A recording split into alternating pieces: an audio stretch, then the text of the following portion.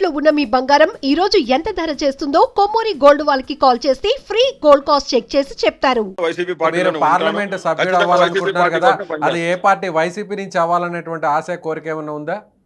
దేవుడి చిత్తమైతే, సజీవుడైన నా దేవుడు నా తండ్రి చిత్తమైతే, జగన్మోహన్ రెడ్డి గారి బ్లెస్సింగ్స్ తో ఖచ్చితంగా ఆ పార్టీ నుంచి అవ్వచ్చు.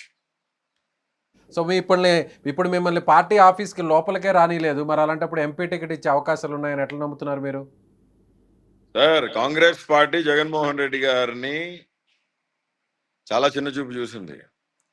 కానీ ఇవాళ కాంగ్రెస్ పార్టీ వాళ్ళు జగన్మోహన్ రెడ్డి గారికి చాలా ఫోన్లు చేస్తున్నారు.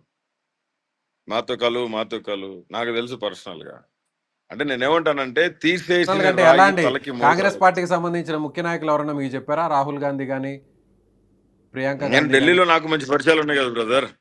ఢిల్లీలో నాకు కూడా మంచి పరిచయాలు ఉన్నాయి. రాహుల్ గాంధీ గారి కజిన్ బ్రదరు రామ్మూర్తి కృష్ణమూర్తి, అతను నా పర్సనల్ అడ్వకేటు. మాకు ఉంటాయి కదా. నేను ఢిల్లీలోనే కదా ఉండేది. ఎప్పటి నుంచి టచ్ లో ఉన్నారు జగన్మోహన్ రెడ్డి గారిని కలుపుకోవాలని? ఎప్పటి నుంచి ఏంటండి? ఇప్పుడు కాంగ్రెస్ పార్టీ అనేది రాజశేఖర రెడ్డి గారు చనిపోయిన తర్వాత ఆంధ్రప్రదేశ్ లో పుట్టగతులు లేకుండా పోయింది. వాళ్ళకి అర్థమైంది జగన్మోహన్ రెడ్డిని వదులుకొని తప్పు చేసినామని. That's all. ఆయన సోదరే ఉన్నారు కదా, ఆయన సోదరే చెప్తాను. జగన్మోహన్ రెడ్డి గారి సోదరే రాజశేఖర రెడ్డి గారి కుమార్తె ఉన్నారు కదా పిసిసి అధ్యక్షురాలుగా. ఇప్పుడు ఆమె గురించి ఎందుకు లేదు సార్ టాపిక్. ఆమె ఆమె ఆమె తిన్నింటి వాసాలు లెక్క పెట్టే మనిషి. షర్మిల గురించి నేను మాట్లాడడానికి కూడా ఇష్టపడను. ఎందుకంటే పొలిటికల్ గా జగన్మోహన్ రెడ్డి గారి మీద అవాక్కులు చవాకులు వేసే స్థాయి ఆమెది కాదు. ఆమె రాజశేఖర రెడ్డి గారి బిడ్డగా పుట్టి రాజశేఖర రెడ్డి గారి ఇంటినే ఆమె ఆమె ఆమె ఇంటినే ఆమె కూల్చుకునే పరిస్థితి. అంటే నేను ఒక విషయం చెప్పదలుచుకున్నా వీటన్నిటికి కూడా. షర్మిల గురించి కాంగ్రెస్ పార్టీలో కదా అనిల్ గారు. ఎవరండి? రాజశేఖర రెడ్డి గారు చివరి వరకు, మరణం వరకు కూడా, ఆయన చనిపోయేంత వరకు కూడా అదే కాంగ్రెస్ పార్టీలో కదా ఆయన ఉన్నింది. అదే కాంగ్రెస్ పార్టీ రాజశేఖర రెడ్డి గారిని చంపింది కదండి. అదే కాంగ్రెస్ పార్టీగా రాజశేఖర రెడ్డి గారిని కక్షపెట్టి చంపింది. కాంగ్రెస్ పార్టీ చంపింది. ఆయన జరిగింది ప్రమాదం కదా, హెలికాప్టర్ ప్రమాదం కదా.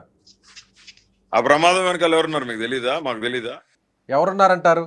ఖచ్చితంగా కాంగ్రెస్ పెద్దల హస్తం ఉంది. ఖచ్చితంగా ఉంది.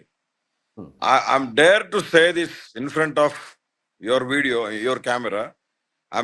నేను మళ్ళీ చెప్తున్నా, రాజశేఖర రెడ్డి గారి మరణం వెనకాల కాంగ్రెస్ పార్టీ హస్తం ఉంది. మళ్ళీ చెప్తాను నేను. ఎందుకు అంత అనుమానం కలుగుతుంది మీకు? ఎందుకు అంత బల్లగుద్ది చెప్తున్నారు? అంతే, బలగుద్ది చెప్పేది ఉందండి. రాజశేఖర రెడ్డి గారు చనిపోయిన పరిస్థితులు అన్నిటినీ కూడగట్టుకుంటే అదే పరిస్థితి వస్తుంది. కాంగ్రెస్ పార్టీ వెనకుంది అంటున్నారు కదా, ఏ కారణంతో చెప్తున్నారు? అంత బలంగా ఎందుకు మీరు విశ్వసిస్తున్నారు? అప్పుడు పరిస్థితులు అండి.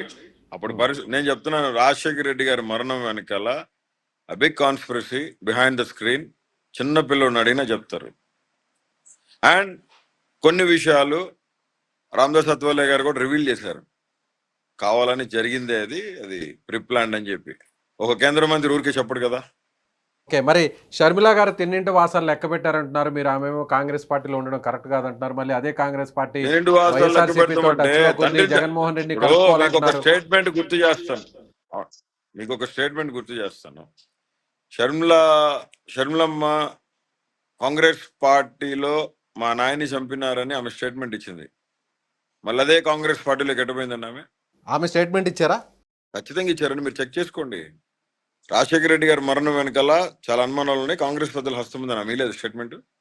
నాకున్నాయి పర్సనల్ గా. ఎందుకంటే వాళ్ళ ఫ్యామిలీకి అత్యంత సమీపంగా ఉన్నాం కాబట్టి ఈ విషయాన్ని, అప్పుడు ఏం జరిగింది, ఆ పరిస్థితుల్లో ఏ సంస్థలను తగలబెట్టారు ఆంధ్రప్రదేశ్ ప్రజలు, తెలంగాణ ప్రజలు అందరికీ తెలుసు.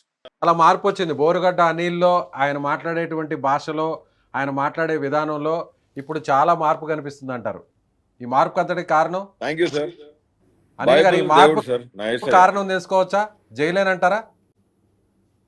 కాదండి, నిన్ను వలే నీ పొరుగు వారిని ప్రేమించమని బైబిల్లో ఒక మాట ఉంది సార్. బైబిల్ అంతటికీ అర్థం అదే. జైల్లో బైబిల్ చదివాను, బాగా ప్రార్థన చేసుకున్నాను. ఖచ్చితంగా నేను ఎంచుకున్న లైన్ తప్పు. ఎవరిని మనం దుర్భాషలు ఆడకూడదని బైబిల్లో ఉంది. నా వల్ల ఇంకొకరు ఎవరు కూడా మనస్పర్ధలు పడకూడదు, అంటే కష్టపడకూడదు. అప్పుడు తెలిసింది, నా మాటల ద్వారా చాలా మందిని ఇబ్బంది పెట్టాను. వాళ్ళ కుటుంబాలు కూడా చూసినప్పుడు ఖచ్చితంగా చాలా ఇన్సల్ట్ గా ఫీల్ అయి ఉంటారు కదా అని చాలా బాధేసింది. పశ్చాత్తాప పడటం కంటే పెద్దది నాకు తెలిసి ఏమీ లేదు. పశ్చాత్తాపడ్డాను, బయటికి రాగానే అపాలజీస్ చేశాను.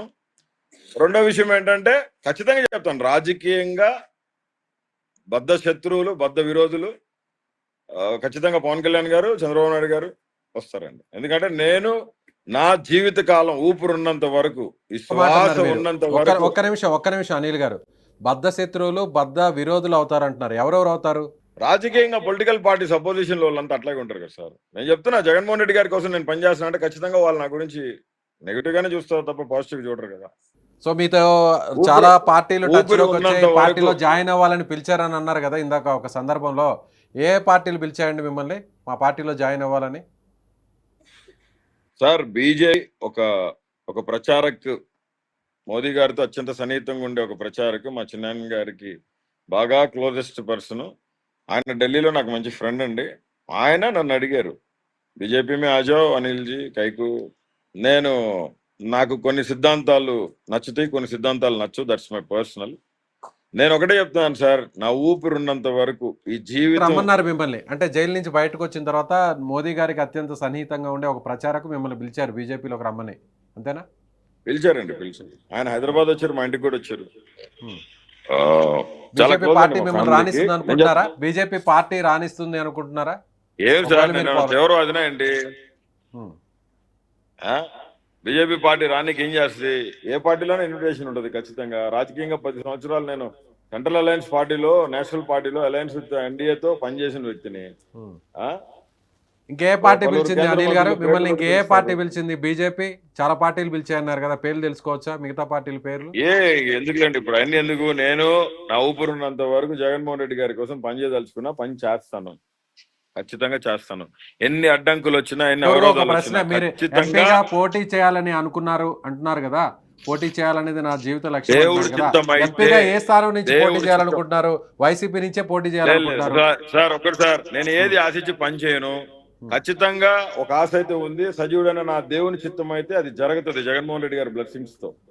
రైట్ అండి, ఓకే, థ్యాంక్ యూ అండి. Thank you so much Anil గారు లైవ్ కాల్ లో జాయిన్ అయినందుకు. ఓకే విజయ్ గారు, నమస్తే. రైట్ అండి, సో ఇది బోరుగడ్డ అనిల్ వైసీపీకి సంబంధించినటువంటి కీలక నేత సజ్జల రామకృష్ణారెడ్డి మీద చేస్తున్నటువంటి వ్యాఖ్యలు. ఖచ్చితంగా ఆయనకు సంజాషి చెప్పాలి, తన కుటుంబ సభ్యులు కూడా క్షమాపణ చెప్పాలి.